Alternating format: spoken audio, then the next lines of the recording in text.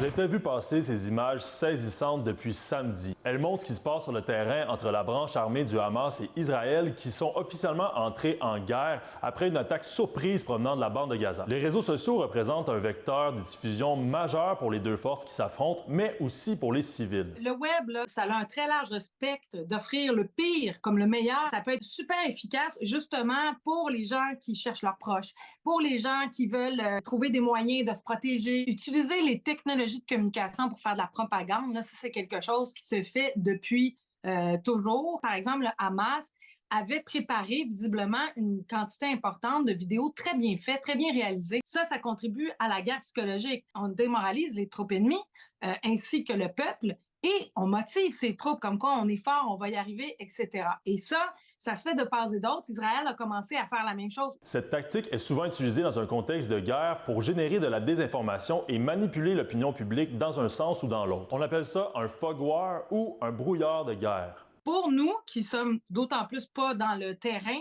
de ce qui se passe, ça devient impossible de faire la part des choses.